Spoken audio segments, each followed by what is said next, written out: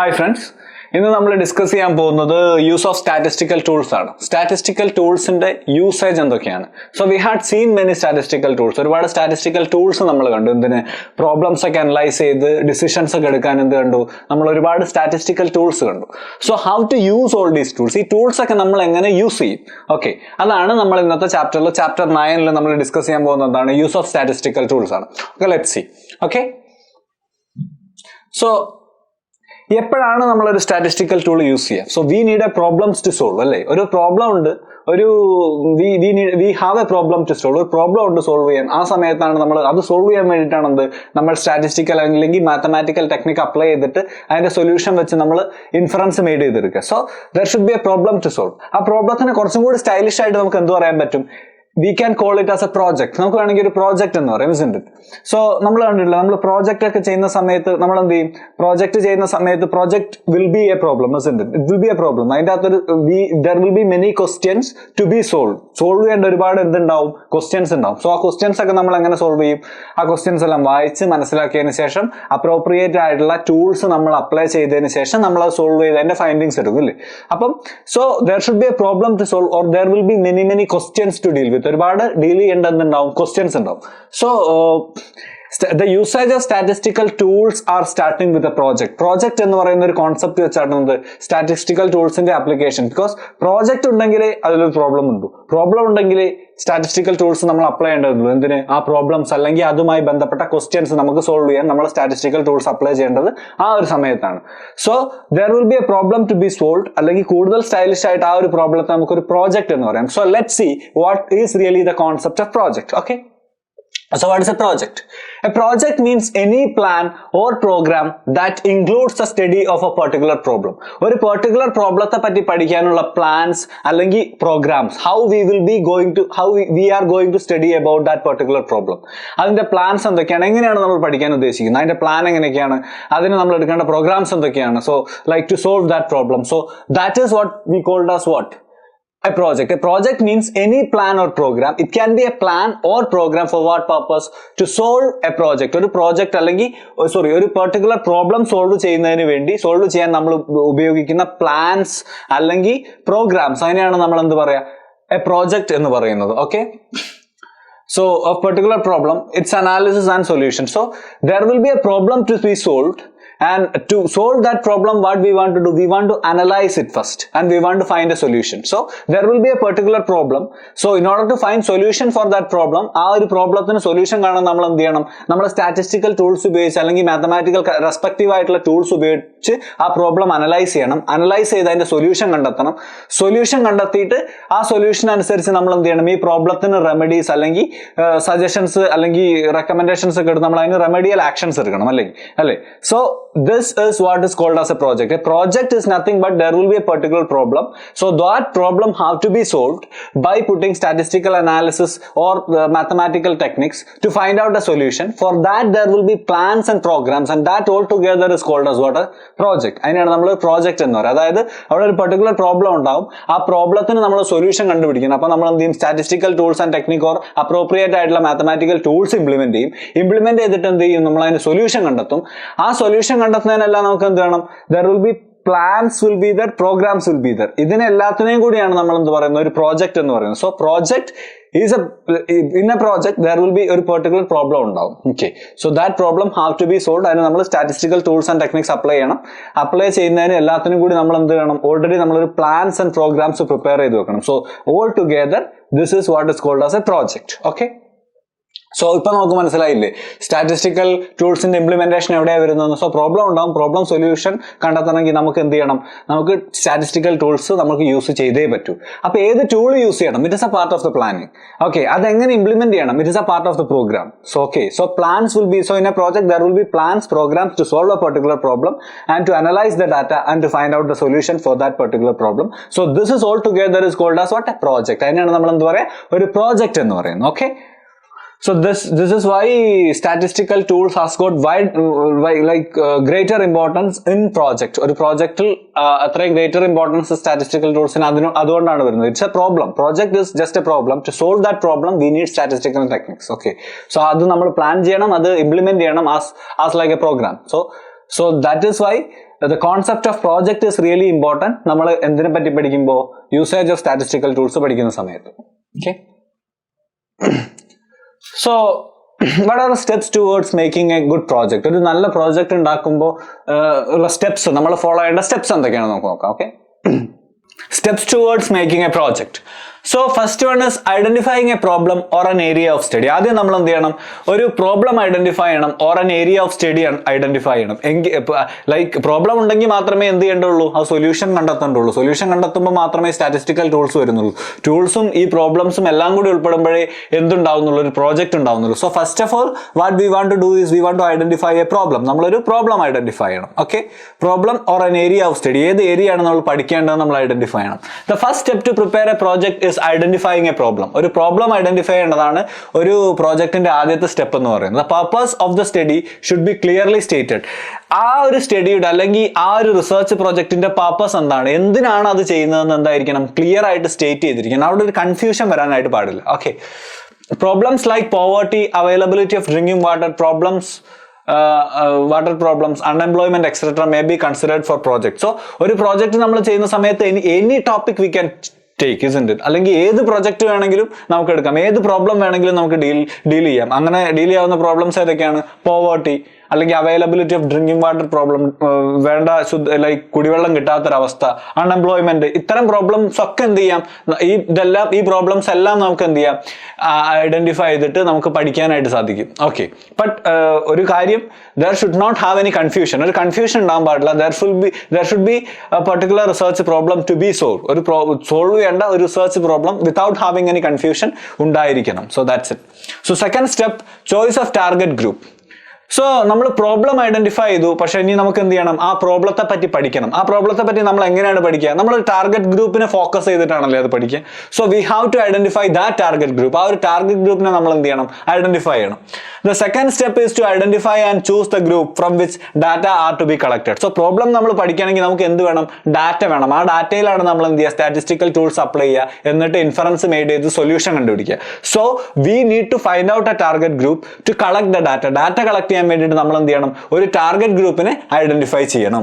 Okay, the second step is to identify and choose the group from which data are to be collected. Data collect ചെയ്യേണ്ട ഗ്രൂപ്പിനെ എടുക്കലാണെന്ത് അടുത്ത step എന്ന് പറയുന്നത്. If the project is related to drinking water, urban and rural population forms a target group. ഒരു example ആണ് അവിടെ പറയുന്നത്. ഇപ്പൊ നമ്മൾ പഠിക്കുന്ന ഡ്രിങ്കിങ് വാട്ടർ അവൈലബിലിറ്റിയെ പറ്റിയുള്ള ഒരു റിസർച്ച് ആണ്, അല്ലെങ്കിൽ ഒരു സ്റ്റഡിയാണെന്ന് വിചാരിക്കുക. അങ്ങനെയാണെങ്കിൽ അർബൻ ഏരിയയിലെയും റൂറൽ ഏരിയയിലെയും ആളുകൾ can be part of this target group. ഈ ടാർഗറ്റ് ഗ്രൂപ്പിന്റെ പാർട്ട് ആരാവാം, ഈ പറയുന്ന അർബൻ ഏരിയയിലെയും റൂറൽ ഏരിയയിലെ ആളുകളാവും. അവരുടെ ലൈക്ക് ഡ്രിങ്കിങ് വാട്ടർ പ്രോബ്ലത്തിനെ പറ്റിയായിരിക്കും നമ്മൾ പഠിക്കുന്നത്.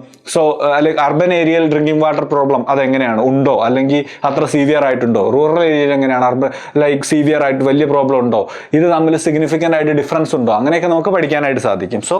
So choice of target group. So നമ്മൾ പ്രോബ്ലം ഐഡന്റിഫൈ ചെയ്തു, ഇനി ആ പ്രോബ്ലത്തെ പറ്റി പഠിക്കാൻ സെക്കൻഡ് സ്റ്റെപ്പിൽ എന്ത് നമ്മൾ കണ്ടു, ഒരു ടാർഗറ്റ് ഗ്രൂപ്പിനെ, ഏത് ഗ്രൂപ്പിൽ നിന്നാണ് നമ്മൾ ഡാറ്റ കളക്ട് ചെയ്യേണ്ടത് എന്നുള്ള ഒരു ടാർഗറ്റ് ഗ്രൂപ്പിനെ നമ്മൾ എന്ത് ചെയ്തു, നമ്മൾ ഐഡന്റിഫൈ ചെയ്തു. ഇനി നമുക്ക് തേർഡ് സ്റ്റെപ്പിലേക്ക് പോവാം. Okay, so third step after identifying the target group, next will be collection of data. നമ്മൾ എന്ത് ചെയ്യണം, ഡാറ്റ കളക്ട് ചെയ്യണം. Data can be collected by using different methods like personal interview, mailing, questionnaire, telephone interview etcetera. So data നമുക്ക് collect ചെയ്യണം. Data collect ചെയ്യാൻ നമുക്ക് ഒരുപാട് vase ഉണ്ട്. നമ്മൾ പ്രീവിയസ് ചാപ്റ്ററിൽ കണ്ടാണ്. ഏതൊക്കെയാണ്, നമുക്കൊന്നെങ്കിൽ പേഴ്സണൽ ഇന്റർവ്യൂ നടത്താം, നേരിട്ട് മുഖാമുഖം നമുക്ക് എന്ത് ചെയ്യാം, ഇന്റർവ്യൂ നടത്താം. അല്ലെങ്കിൽ നമുക്ക് എന്ത് ചെയ്യാം, ക്വസ്റ്റ്യർ ഉണ്ടാക്കിയിട്ട് അത് ഇമെയിൽ ചെയ്ത് കൊടുക്കാം, മെയിൽ ചെയ്ത് കൊടുക്കാം. ഓക്കെ, അങ്ങനെ ഡാറ്റ കളക്ട് ചെയ്യാം. ടെലിഫോൺ ഇന്റർവ്യൂ ചെയ്യാം, അയാളെ കോൾ ചെയ്തിട്ട് അയാളോട് സംസാരിക്കാം.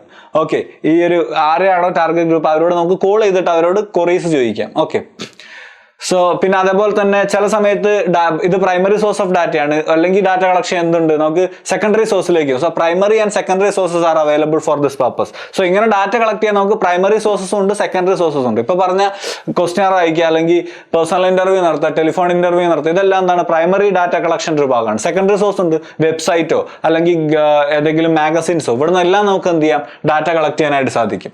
The objective of survey determines which source to be selected for the collection of data. So data കളക്ഷനിൽ ഏത് സോഴ്സ് ആണ് നമ്മൾ എടുക്കേണ്ടത് നമ്മൾ എന്ത് ചെയ്യണം, തീരുമാനിക്കണം. So collection of data. So first നമ്മൾ റിസർച്ച് പ്രോബ്ലം, ഒരു പ്രോബ്ലം ഐഡന്റിഫൈ ചെയ്തു, അതിനെപ്പറ്റി പഠിക്കാൻ നമ്മൾ ഡാറ്റ കളക്ട് ചെയ്തു, ടാർഗറ്റ് ഗ്രൂപ്പ് ഐഡന്റിഫൈ ചെയ്തു, പിന്നെ നമ്മൾ ഈ മെത്തേഡ്സിലൂടെ പ്രൈമറി ഓർ സെക്കൻഡറി സോഴ്സിലൂടെ നമ്മൾ എന്ത് ചെയ്തു, ഡാറ്റ കളക്ട് ചെയ്യും. ഡാറ്റ കളക്ട് ചെയ്തതിന് ശേഷം നമ്മൾ എന്ത് ചെയ്യണം, organisation and presentation of data. ആ ഡാറ്റ നമ്മൾ എന്ത് ചെയ്യണം, ഓർഗനൈസ് ചെയ്ത് പ്രസന്റ് ചെയ്യണം. ഇസ്ന്റ് ഇറ്റ്? ഡാറ്റ കളക്ട് ചെയ്ത് വെച്ചിട്ട് കാര്യമുണ്ടല്ല, ഡാറ്റ നമ്മൾ അനലൈസ് ചെയ്ത്, അത് ഓർഗനൈസ് ചെയ്ത്, അത് അനലൈസ് ചെയ്ത്, അതിന് ഫൈൻഡിങ്സ് എടുത്ത് നമ്മൾ ഈ പ്രോബ്ലത്തിന് സൊല്യൂഷൻ കണ്ടുപിടിക്കണം. അപ്പോഴാണ് നമ്മൾ എന്താവുന്നത്, എക്സൈറ്റ് ആയിട്ട് നമുക്കത് ലൈക്ക് ഉപയോഗപ്രദമാവുള്ളൂ അല്ലേ. So organisation and presentation of data. The next step is to organise and present the data. So നമ്മൾ ആ ഡാറ്റയൊക്കെ വെല്ലായിട്ട് ഓർഗനൈസ് ചെയ്തു. ഓർഗനൈസ് ചെയ്തതിന് ശേഷം അതിൻ്റെ അകത്ത് അനാലിസിസ് ഒക്കെ ചെയ്ത് നമ്മൾ ഫൈൻഡിങ്സ് എടുത്തു. ആ എടുത്ത ഫൈൻഡിങ്സ് നമ്മൾ എന്ത് ചെയ്യണം, പ്രസന്റ് ചെയ്യണം. This is the situation. ഈ സിറ്റുവേഷൻ നമ്മൾ എന്ത് ചെയ്യണം, ആളുകൾക്ക് കാണിച്ചു കൊടുക്കണം. ഓക്കെ.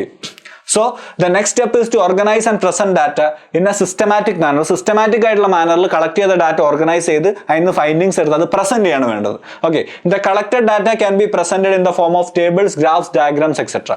സോ ഈ കളക്ട് ചെയ്ത ഡാറ്റ നമുക്ക് എന്ത് ചെയ്യാം, പല രീതിയിൽ പ്രസന്റ് ചെയ്യാം അല്ലേ. ആ കളക്ട് ചെയ്ത ഡാറ്റ നമ്മൾ അനലൈസ് ചെയ്ത റിസൾട്ട് പല രീതിയിൽ നമുക്ക് പ്രസന്റ് ചെയ്യാം. വേണമെങ്കിൽ നമുക്ക് ടേബിൾ ആയിട്ട് പ്രസന്റ് ചെയ്യാം, ഗ്രാഫ് ആയിട്ട് പ്രസന്റ് ചെയ്യാം, ഡയഗ്രാംസ് ആയിട്ട് പ്രസന്റ് ചെയ്യാം. ഇതെല്ലാം നമ്മൾ പ്രീവിയസ് ചാപ്റ്റേഴ്സിൽ കണ്ടതാണ്. So okay. സോ നമ്മൾ എന്ത് ചെയ്തു, അപ്പോൾ റിസർച്ച് പ്രോബ്ലം ഐഡന്റിഫൈ ചെയ്തു. ഐഡന്റിഫൈ ചെയ്ത പ്രോബ്ലത്തിൽ അനലൈസ് ചെയ്യാൻ വേണ്ടി ടാർഗറ്റ് ഗ്രൂപ്പ് നമ്മൾ ഐഡന്റിഫൈ ചെയ്തു. ആ ടാർഗറ്റ് ഗ്രൂപ്പിൽ നിന്ന് ഡാറ്റ കളക്ട് ചെയ്തു. കളക്ട് ചെയ്ത ഡാറ്റ ഓർഗനൈസ് ചെയ്തിട്ട് നമ്മൾ എന്ത് ചെയ്തു, പ്രസന്റ് ചെയ്തു. ഓക്കെ. സോ പ്രസന്റേഷന് ശേഷം നമ്മൾ അങ്ങനെ പ്രസന്റ് ചെയ്ത് വെച്ചിട്ട് കാര്യമുണ്ടല്ലോ. കളക്ട് ചെയ്ത ഡാറ്റ നമ്മൾ ടേബിൾ ആയിട്ടും ഡയഗ്രാം ആയിട്ട് പ്രസന്റ് ചെയ്തു. പക്ഷെ അതിനൊരു വോഗ് ഇൻഫറൻസ്, ഒരു എക്സാക്റ്റ് ആയിട്ട് ഇൻഫറൻസ് എടുക്കാൻ നമുക്ക് പറ്റിക്കൊള്ളണമെന്നില്ല. അപ്പൊ നമ്മൾ എന്ത് ചെയ്യണം, നമ്മൾ അത് അനലൈസ് ചെയ്തിട്ട് അത് ഇന്റർപ്രറ്റ് ചെയ്യണം. ആ ഡാറ്റ എങ്ങനെയാണ്, അതിൽ നിന്ന് എങ്ങനെയാണ് നമുക്ക് വേണ്ട ഒരു കൺക്ലൂഷനിലേക്ക് നമ്മൾ എത്തിപ്പെടാൻ സാധിക്കുന്നത്, നമ്മൾ എന്ത് ചെയ്യണം, അനലൈസ് ചെയ്യണം. So analysis and interpretation will be the next step. Average measures of dispersion, correlation, etc. are the important statistical tools for analysis and interpretation. So analysis and interpretation നമ്മൾ ചെയ്യണം. അപ്പോൾ നമ്മൾ എന്ത് ചെയ്യണം, അവിടെ നമ്മൾ statistical tools അപ്ലൈ ചെയ്യണം. So statistical tools apply ചെയ്യുമ്പോൾ ഏതൊക്കെ ടൂൾസ് നമുക്ക് അപ്ലൈ ചെയ്യാം, നമുക്ക് ആവറേജസ് ഉപയോഗിക്കാം, മീൻ, മീഡിയൻ, മോഡ്, അങ്ങനത്തെ ആവറേജ് നമുക്ക് ഉപയോഗിക്കാം. അല്ലെങ്കിൽ dispersion like standard deviation, quartile deviation, mean deviation, അങ്ങനത്തെ ഡിസ്പേർഷൻ മെഷേഴ്സ് ഉപയോഗിക്കാം. അതായത് ഓൺ ആൻ ആവറേജ് ഒരു സീരീസിലെ വാല്യൂ ആവറേജിൽ നിന്ന് എത്രമാത്രം ഓൺ ആൻ ആവറേജ് ഡീവിയേറ്റ് ചെയ്ത് കിടക്കുന്നു എന്നുള്ളതാണ് ഡിസ്പേർഷൻ കാണിക്കുന്നത്. ഓക്കെ. സോ ഡിസ്പേർഷൻ ഉപയോഗിക്കാം. So correlation, like correlation technique, രണ്ട് വേരിയബിൾസ് തമ്മിലുള്ള റിലേഷൻഷിപ്പ് കാണിക്കുന്ന കോറിലേഷൻ ടെക്നിക്ക് ഉപയോഗിക്കാം. ഓക്കെ. അങ്ങനെ ഈ പറയുന്ന സ്റ്റാറ്റിസ്റ്റിക്കൽ മെത്തേഡ്സ് ഉപയോഗിച്ചുകൊണ്ട് നമ്മൾ കളക്ട് ചെയ്ത ഡാറ്റയ്ക്ക് അപ്രോപ്രിയേറ്റ് ആയിട്ടുള്ള സ്റ്റാറ്റിസ്റ്റിക്കൽ മെത്തേഡ് നമ്മൾ ഉപയോഗിച്ചുകൊണ്ട് ആ ഡാറ്റ അനലൈസ് ചെയ്യുന്ന, അതിന് ഫൈൻഡിങ്സ് എടുത്ത് ആ ഫൈൻഡിങ്സ് നമ്മൾ എന്ത് ചെയ്യുന്നു, ആ റിസൾട്ട് നമ്മൾ ഇന്റർപ്രറ്റ് ചെയ്യുന്നു. എന്തിന്, to come into a കൺക്ലൂഷനിലേക്ക് വരാൻ വേണ്ടിയിട്ട്. ഓക്കെ. സോ അപ്പൊ നമ്മൾ എന്ത് ചെയ്തു, ഫസ്റ്റ് നമ്മൾ ഒരു പ്രോബ്ലം ഐഡന്റിഫൈ ചെയ്തു. പ്രോബ്ലത്തിന്റെ ഡാറ്റ പഠിക്കാൻ വേണ്ടി ഡാറ്റ കളക്ട് ചെയ്യാൻ വേണ്ടി ടാർഗറ്റ് ഗ്രൂപ്പ് ഐഡന്റിഫൈ ചെയ്തു. ടാർഗറ്റ് ഗ്രൂപ്പ് ഐഡന്റിഫൈ ചെയ്തതിന് ശേഷം നമ്മൾ ഡാറ്റ കളക്ട് ചെയ്തു. പിന്നെ കളക്ട് ചെയ്ത ഡാറ്റ ഓർഗനൈസ് ചെയ്ത് പ്രസന്റ് ചെയ്തു. അതിനുശേഷം നമ്മൾ അതിൽ ഡാറ്റ അനാലിസിസ് ചെയ്തിട്ട് ഇന്റർപ്രിറ്റേഷൻ എടുത്തു. ഓക്കെ. ദെൻ നമ്മൾ എന്ത് ചെയ്തു, നമ്മൾ റിസൾട്ട് എടുത്തു, ഇറ്റ്സ് ഓൾ റൈറ്റ്. പക്ഷെ നമ്മളത് കൺക്ലൂഡ് ചെയ്യണം. ഓക്കെ, റിസൾട്ട് ഇന്നതൊക്കെയാണ് വന്നത്, പക്ഷെ ഹൗ വി വിൽ കൺക്ലൂഡ്, നമുക്ക് റിസർച്ച് പ്രോബ്ലം ഉണ്ടായിരുന്നു, അതിലേക്ക് നമ്മൾ എന്ത് ചെയ്യണം, കൺക്ലൂഡ് ചെയ്തെടുക്കണം. ഓക്കെ. ബേസ്ഡ് ഓൺ ദ റിസൾട്ടിനനുസരിച്ച് we can predict the future and give suggestion for policy making. So നമുക്കൊരു റിസൾട്ട് കിട്ടി, ആ റിസൾട്ടിനനുസരിച്ച് നമുക്ക് എന്ത് ചെയ്യാൻ പറ്റും, ഭാവിയിൽ എന്താണ് സംഭവിക്കാൻ പോകുന്നത് നമുക്ക് പറയാൻ പറ്റും. ഇപ്പൊ ഇങ്ങനെയൊക്കെയാണ് സംഭവിച്ചത്, so there is A chance in the future this kind of things can happen, ഇതുപോലത്തെ കാര്യങ്ങൾ സംഭവിക്കാം. അപ്പൊ അതിന്റെ ബേസിൽ നമ്മൾ എന്ത് ചെയ്യണം, അപ്പൊ അങ്ങനെയൊക്കെ സംഭവിക്കാം കൊണ്ട് തന്നെ ഇന്ന സജഷൻസ് ഒക്കെയാണ് നമുക്ക് അവർക്ക് കൊടുക്കാനുള്ളത്. അങ്ങനെ നമ്മൾ കൺക്ലൂഡ് ചെയ്യണം. സോ കൺക്ലൂഷന്റെ സമയത്ത് ഓൾറെഡി നമ്മൾ അനലൈസ് ചെയ്ത ഡാറ്റ ഇന്റർപ്രറ്റ് ചെയ്ത് റിസൾട്ട് എടുത്തിട്ടുണ്ട്.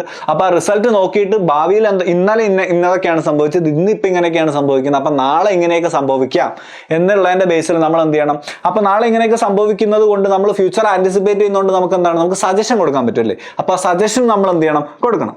ഓക്കെ. അതിനുശേഷം ബിബ്ലിയോഗ്രഫി എന്താണ്, ഇത് ഇങ്ങനെ ചെയ്യുന്നതിന് നമ്മൾ ഒരുപാട് സ്ഥലത്ത് നിന്ന് റെഫറൻസ് എടുത്തിട്ടുണ്ട്. ഇപ്പൊ നമ്മൾ അപ്രോപ്രിയേറ്റ് ആയിട്ടുള്ള അനാലിസിസ് ടെക്നിക്ക് എടുത്തു. എന്തിന്റെ ബേസിലാണ് എടുത്തത്, വേറെ ഏതെങ്കിലും സ്റ്റഡീസ് നോക്കിയിട്ടായിരിക്കും. അപ്പൊ അത് നമ്മൾ എന്ത് ചെയ്യണം, ബിബ്ലിയോഗ്രഫിക്കകത്ത് കൊടുക്കണം. അല്ലെങ്കിൽ നമ്മൾ റിസർച്ച് പ്രോബ്ലം എടുത്തു, റിസർച്ച് പ്രോബ്ലത്തെ പറ്റി എടുത്ത സമയത്ത് അത് ഇങ്ങനെയാണ് പഠിക്കേണ്ടത്, നമുക്ക് ഐഡിയ ഇല്ലായിരുന്നു. അപ്പൊ അത് വേറൊരു മാഗസിൻ നിന്നാണ് കിട്ടിയത്. അപ്പൊ മാഗസിൻ നമ്മൾ എന്ത് ചെയ്യണം, ബിബ്ലിയോഗ്രഫി സൈറ്റ് ചെയ്യണം. അതുപോലെ നമ്മൾ ഈ ഒരു സ്റ്റഡി കണ്ടക്ട് ചെയ്യാൻ വേണ്ടിയിട്ട് വേറെ ഏതെല്ലാം സ്റ്റഡീസ് റെഫർ ചെയ്തിട്ടുണ്ടോ ആ റെഫർ ചെയ്ത സ്റ്റഡീസ് എല്ലാം ഇവിടെ വരും, ബിബ്ലിയോഗ്രഫിക്കകത്ത് വരും. So bibliography represent the detailed reference used in the study. ആ സ്റ്റഡിക്ക് വേണ്ടിയിട്ട് നമ്മൾ വേറെ എവിടെ നിന്നൊക്കെ റെഫറൻസ് എടുത്തിട്ടുണ്ടോ ആ റെഫറൻസ് എല്ലാം നമ്മൾ എവിടെയാണ് കൊടുക്കുക? ബിബ്ലിയോഗ്രഫിക് ടെസ്റ്റിലാണ് നമ്മൾ കൊടുക്കുക. ഓക്കെ, അതൊരു ടെക്നിക്കൽ പാർട്ടാണത്. ഓക്കെ, സോ ഇപ്പോൾ ഈ കണ്ട സംഭവം. അപ്പോൾ നമ്മൾ എന്ത് ചെയ്തു? നമ്മൾ ഒരു പ്രോജക്റ്റ് ആണ്. ഒരു പ്രോജക്റ്റ് എന്ന് വെച്ചാൽ ഒരു പ്രോബ്ലം ഉണ്ടാവും. ആ പ്രോബ്ലം നമ്മൾ സോൾവ് ചെയ്യാൻ വേണ്ടിയിട്ട് നമ്മൾ സ്റ്റാറ്റിസ്റ്റിക്കൽ ടൂൾസ് ആൻഡ് ടെക്നിക്സ് ഉപയോഗിച്ച് സൊല്യൂഷൻ കണ്ടുപിടിക്കും. അപ്പോൾ എന്തൊക്കെ ടെക്നിക്സ് ഉപയോഗിക്കണം നമ്മൾ പ്ലാൻ ചെയ്യണം. അത് ഇംപ്ലിമെന്റ് ചെയ്യുമ്പോൾ അതിന്റെ പ്രോഗ്രാംസ് ആയി. അങ്ങനെ ഓൾ ടുഗെദർ അതിനാണ് പ്രോജക്റ്റ് എന്ന് പറയാം. ഒരു സ്റ്റാൻഡേർഡ് പ്രോജക്റ്റിന്റെ സ്റ്റെപ്പ് എന്തൊക്കെയാണ്? ആദ്യം നമ്മൾ എന്ത് ചെയ്യും? ഒരു പ്രോബ്ലം ഐഡന്റിഫൈ ചെയ്യണം. പ്രോബ്ലത്തെ പറ്റി പഠിക്കാൻ ഡാറ്റ കളക്ട് ചെയ്യാൻ വേണ്ടി ടാർഗറ്റ് ഗ്രൂപ്പ് ഐഡന്റിഫൈ ചെയ്യണം. പിന്നെ ഡാറ്റ കളക്ട് ചെയ്യണം. കളക്ട് ചെയ്ത ഡാറ്റ ഓർഗനൈസ് ചെയ്ത് ടാബുലേറ്റ് ചെയ്ത് പ്രസന്റ് ചെയ്യണം. അതിനുശേഷം അത് അനാലിസിസ് ചെയ്ത് ഇന്റർപ്രറ്റ് ചെയ്യണം. അതിനുശേഷം റിസർച്ച് പ്രോബ്ലത്തിലേക്ക് അതിനെ കൺക്ലൂഡ് ചെയ്യണം. ആ കൺക്ലൂഡ് ചെയ്യുന്ന സമയത്ത് പോളിസി ഇംപ്ലിക്കേഷൻസും കാര്യങ്ങളെല്ലാം നമ്മൾ അതിൽ പറയണം. പിന്നെ അതിനുശേഷം നമ്മൾ അതിന് യൂസ് ചെയ്ത ആ സ്റ്റഡിക്ക് വേണ്ടി യൂസ് ചെയ്ത മറ്റെല്ലാ സ്റ്റഡീസും നമ്മൾ ബിബ്ലിയോഗ്രഫി ടെസ്റ്റിൽ ഇൻക്ലൂഡ് ചെയ്യണം. സോ ഒന്നും ആലോചിച്ച് കഴിഞ്ഞാൽ നിങ്ങൾ ഇത്രയും കാലം സ്റ്റാറ്റിസ്റ്റിക്സ് പഠിച്ച എല്ലാ ചാപ്റ്റേഴ്സിന്റെയും ഹെഡ്സ് ആണെന്ത് ഈ സ്റ്റെപ്സ് ആയിട്ട് വരുന്നത്. അപ്പോൾ എന്തായിരിക്കും? പഠിക്കാൻ ഇത് ഭയങ്കര ഈസി ആയിരിക്കും. ആ ചാപ്റ്റേഴ്സ് ഒക്കെ നമ്മൾ ഡീറ്റെയിൽ ആയിട്ട് പഠിച്ചു കഴിഞ്ഞാൽ. ഓക്കെ, സോ പ്രീവിയസ് വീഡിയോ ലെസൺസിൽ ആ ചാപ്റ്റേഴ്സ് എല്ലാം ഉണ്ട്. അപ്പോൾ നമ്മളത് ഡീറ്റെയിൽ ആയിട്ട് പഠിച്ചു കഴിഞ്ഞാൽ ഈ ചാപ്റ്റർ നിങ്ങൾക്ക് ഒരു കേക്ക് വാക്ക് ആയിരിക്കും, ഈസി ആയിരിക്കും. കാരണം ആ ചാപ്റ്റേഴ്സിന്റെ മെയിൻ ഹെഡ്സ് ആണ് ഇവിടെ സ്റ്റെപ്സ് ആയിട്ട് വരുന്നത്. സോ ഓക്കെ, ദെൻ നമുക്ക് കാണാം structure of A project report. ഒരു സാധാരണ പ്രോജക്ട് സിമ്പിൾ ആണ്. പ്രോജക്ട് റിപ്പോർട്ട് സ്ട്രക്ചർ ചെയ്യുമ്പോൾ എങ്ങനെയാണ് നമ്മൾ ശ്രദ്ധിക്കേണ്ടത്? പ്രോജക്ട് ഇങ്ങനെയൊക്കെ ചെയ്തു, പക്ഷെ അത് സ്ട്രക്ചർ ചെയ്യുമ്പോൾ നമ്മൾ ശ്രദ്ധിക്കേണ്ട കാര്യങ്ങൾ എന്തൊക്കെയാണ്? A standard project report should have certain essential elements. ഒരു നല്ല സ്റ്റാൻഡേർഡ് ആയിട്ടുള്ള പ്രോജക്ട് റിപ്പോർട്ടിന് താഴെ പറയുന്ന എലമെന്റ്സ് ഉണ്ടാവും. എന്തുണ്ടാവും? ഇൻട്രൊഡക്ഷൻ. ആദ്യം നമ്മളെടുത്ത സ്റ്റഡി ഏരിയ അല്ലെങ്കിൽ ടോപ്പിക്കിനെ നമ്മൾ എന്ത് ചെയ്യണം? ഇൻട്രൊഡ്യൂസ് ചെയ്യണം. ഇന്നതാണ് എൻ്റെ ടോപ്പിക്, അതിനെപ്പറ്റി ഞാൻ ഇങ്ങനെയൊക്കെയാണ് പഠിക്കാൻ പോകുന്നത്, ഇന്നതൊക്കെയാണ് എൻ്റെ ഒബ്ജക്റ്റീവ്സ്, ഇന്നതൊക്കെയാണ് ഞാൻ പഠിക്കാൻ പോകുന്നത്, അത് ഇങ്ങനെയൊക്കെയാണ് ഞാൻ പഠിക്കാൻ ഉദ്ദേശിക്കുന്നത്, ഇതിന്റെ റിസൾട്ട് ഇങ്ങനെയൊക്കെ വരാം, ഓൾറെഡി ഉള്ള സ്റ്റഡീസിലൊക്കെ റിസൾട്ട് ഇങ്ങനെയൊക്കെയാണ് വന്നിരിക്കുന്നത്. അങ്ങനെ നമ്മൾ ഇൻട്രൊഡ്യൂസ് ചെയ്യണം നമ്മുടെ topic. Okay, then statement of problem. Statement of problem എന്ന് വെച്ച് കഴിഞ്ഞാൽ ഓക്കെ, റിസർച്ച് നമ്മൾ ഇങ്ങനെയാണ് ചെയ്യാൻ ഉദ്ദേശിക്കുന്നത്. അപ്പോൾ അത് നമ്മൾ ചെയ്യാൻ ഉദ്ദേശിക്കുമ്പോൾ അതിന്റെ റിസർച്ച് പ്രോബ്ലം ഇങ്ങനെയാണ്. നമ്മുടെ റിസർച്ച് പ്രോബ്ലം എന്ന് വെച്ച് കഴിഞ്ഞാൽ like cause and effect relationship. അതായത് ഇപ്പോൾ രണ്ടുപേര്, ഇപ്പം നമ്മൾ പഠിക്കാൻ പോകുന്നത് ഇന്ത്യയുടെ GDP ഫോറിൻ ഡയറക്റ്റ്, അതായത് നമ്മൾ നോക്കുന്നത് ഫോറിൻ ഡയറക്റ്റ് ഇൻവെസ്റ്റ്മെന്റ് GDP ഇന്ത്യയുടെ GDP അഫക്ട് ചെയ്യുന്നുണ്ടോ എന്നുള്ളതാണ്. അപ്പോൾ there will be A cause and effect, ഒരു കോസ് ആൻഡ് എഫക്ട് റിലേഷൻഷിപ്പ് ഉണ്ടാവും അല്ലേ? നമ്മൾ പറയുന്ന ഫോറിൻ ഡയറക്റ്റ് ഇൻവെസ്റ്റ്മെന്റ് കൂടുമ്പോൾ GDPയും കൂടുന്നു എന്നാണ് നമ്മൾ പറയുന്നത്. ഓക്കെ, ഫോറിൻ ഡയറക്റ്റ് ഇൻവെസ്റ്റ്മെന്റ് കൂടുമ്പോൾ എന്തേ കൂടുന്നു? GDPയും കൂടുന്നു എന്നുള്ളതാണ് നമ്മൾ പറയുന്നത്. So that is A statement of problem. So നമ്മൾ പഠിക്കാൻ പോകുന്ന പ്രോബ്ലം എന്താണ്? what exactly the relationship between foreign direct investment and GDP. So ആ ഒരു സ്റ്റേറ്റ്മെന്റ് ഓഫ് പ്രോബ്ലം എന്താണ് നമ്മൾ പഠിക്കാൻ പോകുന്നത്, ആ പ്രോബ്ലം നമ്മൾ എന്ത് ചെയ്യണം? പ്രോപ്പറായിട്ട് വിതൗട്ട് ഹാവിങ് എനി കൺഫ്യൂഷൻ നമ്മൾ എന്ത് ചെയ്യണം? കോൺഫ്ലിക്റ്റ് ഒന്നും ഇല്ലാതെ നമ്മൾ എന്ത് ചെയ്യണം? പ്രോപ്പറായിട്ട് സ്റ്റേറ്റ് ചെയ്യണം. Okay, then objectives. ഓക്കെ, ആ സ്റ്റേറ്റ്മെന്റ് ഓഫ് പ്രോബ്ലം ഇന്നതാണ് നമ്മൾ ഡീൽ ചെയ്യാൻ പോകുന്ന പ്രോബ്ലം, പക്ഷേ how we will study it, അതിനൊരു പാത്ത് വേ വേണം അല്ലേ? അപ്പോൾ പാത്ത് വേ നമ്മൾ എന്താണ് ലൈക്ക് നമ്മളത് ഒബ്ജക്റ്റീവ് ആയിട്ട് സെറ്റ് ചെയ്യും. ഇപ്പം നമ്മൾ പറയുന്നത് ഫോറിൻ ഡയറക്റ്റ് ഇൻവെസ്റ്റ്മെന്റിന് GDPയുടെ മുകളിൽ ഇമ്പാക്ട് ഉണ്ടോ ഇല്ലയോ എന്നുള്ളത് കൺഫ്യൂഷനാണ്. That's A problem. ആ പ്രോബ്ലത്തെ പറ്റി നമുക്ക് പഠിക്കണം. അപ്പം നമ്മൾ നമ്മൾ ഒരു ഒബ്ജക്റ്റീവ് സെറ്റ് ചെയ്തു, to study the impact of foreign direct investment on GDP. നമ്മൾ അങ്ങനെ ഒരു ഒബ്ജക്റ്റീവ് സെറ്റ് ചെയ്തു. പക്ഷെ അത് തന്നെ ആൾക്കാർക്ക് പറയും കോവിഡിന് മുമ്പും കോവിഡിന് ശേഷം വ്യത്യാസം വരാം. അപ്പൊ നമ്മൾ സെക്കൻഡ് ഒബ്ജക്റ്റീവ് സെറ്റ് ചെയ്യും. എന്താണ്? The impact of FDI on GDP followed by അല്ലെങ്കിൽ കൺസേണിംഗ് വിത്ത് COVID-19 പാൻഡമിക്, അല്ലെങ്കിൽ പാൻഡമിക്കിനനുസരിച്ച് വരുന്ന ഡിഫറൻഷ്യൽ ഇമ്പാക്ട് നമ്മൾ എന്ത് ചെയ്യും? വേറെ ഒബ്ജക്റ്റീവ് സെറ്റ് ചെയ്യും. പക്ഷെ അപ്പോഴും റിസർച്ച് പ്രോബ്ലം എന്താണ്? ഫോറിൻ ഡയറക്റ്റ് ഇൻവെസ്റ്റ്മെന്റിന് GDPയുടെ മുകളിൽ ഇമ്പാക്ട് ഉണ്ടോ? That's A question, it's A problem. ആ പ്രോബ്ലം പല ഡയമെൻഷൻ നമ്മൾ ഒരു പക്ഷേ പഠിക്കേണ്ടതായിട്ട് വരും. അതെല്ലാം കൂടി നമ്മൾ എന്ത് ചെയ്യും? ഒബ്ജക്റ്റീവ് ആയിട്ട് സെറ്റ് ചെയ്യും. The path way to solve the problem. ആ ഒരു പ്രോബ്ലം സോൾവ് ചെയ്യുന്നതിന് വേണ്ടി നമ്മൾ സെറ്റ് ചെയ്യുന്ന ക്ലിയർ പാത്ത് വേ ആണ് നമ്മൾ എന്ത് പറയാ? ഒബ്ജക്റ്റീവ് എന്ന് പറയാം. Okay, then methodology. Okay, objective state ചെയ്തു, പ്രോബ്ലം സ്റ്റേറ്റ് ചെയ്തു, ഒബ്ജക്റ്റീവ് സ്റ്റേറ്റ് ചെയ്തു, എന്താണ് പ്രോബ്ലം എന്ന് നമ്മൾ മനസ്സിലാക്കി, അത് പ്രോപ്പറായിട്ട് സ്റ്റേറ്റ് ചെയ്തു, എങ്ങനെ സോൾവ് ചെയ്യണം എന്നുള്ളതിന് നമ്മൾ എന്ത് ചെയ്തു? ഒരു പെർട്ടിക്കുലർ പാത്ത് വേ ഒബ്ജക്റ്റീവ് ആയിട്ട് സെറ്റ് ചെയ്തു. It's all right. പക്ഷെ അത് എങ്ങനെ സോൾവ് ചെയ്യണം, ഏത് രീതിയിലുള്ള ടൂൾസ് ആൻഡ് ടെക്നിക്ക് യൂസ് ചെയ്യണം, ഏത് മെത്തഡോളജിയിലൂടെ അത് സോൾവ് ചെയ്യണം, നമ്മൾ എവിടെ സ്റ്റേറ്റ് ചെയ്യും? റിസർച്ച് മെത്തഡോളജി സ്റ്റേറ്റ് ചെയ്യും.